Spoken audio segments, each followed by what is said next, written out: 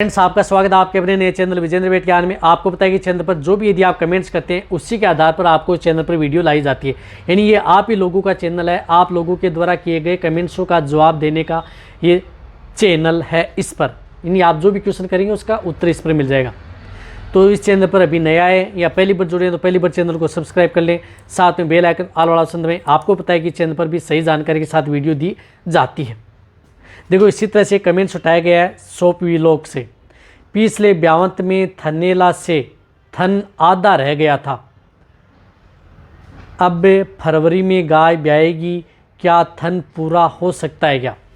अब उनका कहने का मतलब है कि जो उसके पहले ब्यावंत के अंदर उसकी गाय जो ब्याई थी उसमें मेस्टाइटिस हो चुका था, यानी थनेला रोग हो गया था।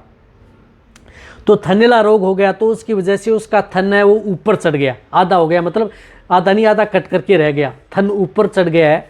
तो अब थन ऊपर चढ़ गया है तो क्या हुआ है, थन अब जो इस ब्यावंत में जो गाय ब्याएगी तो क्या उसमें वह थन पूरा हो सकता है क्या?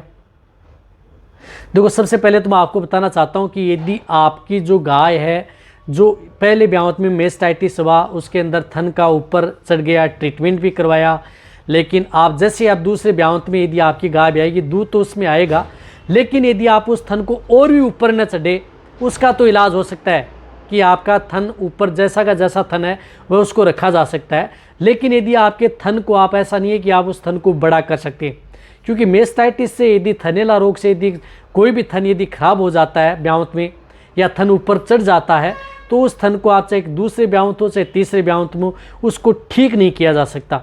हाँ, हालांकि उसमें दूध की मात्रा है वह जरूर लाई जा सकती है कि यदि थन की मात्रा पहले कम आ रही थी तो थोड़ी दूध की मात्रा ले सकते हैं, लेकिन वह थन पहले की तरह आपके जो गाय या भैंस हैं वह पहले की तरह थन उनका नहीं हो सकता।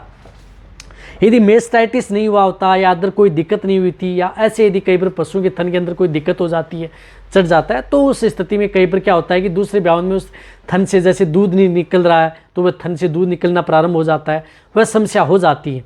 लेकिन जब मेस्टाइटिस डिजीज़ होने के बाद में इलाज कराने के बाद में यदि थन यदि ऊपर ही रह गया है तो वहाँ का वहीं बना रहेगा। तो उस स्थिति में आपको क्या करना है कि आप उसे अच्छे इंजेक्शन भी लगवा सकते हैं, थन के अंदर आप इंट्रामेमरी इन्फ्यूज़न भी लगवा सकते हैं, थन के अंदर ट्यूब भी चढ़वा सकते हैं। जैसे अब ब्याने वाली है तो पहले आप उसके अंदर ट्यूब चढ़वा दें ताकि उसमें क्या पता कि किसी तरह का कोई इन्फेक्शन है वो कम हो जाए, कम देखने को मिले।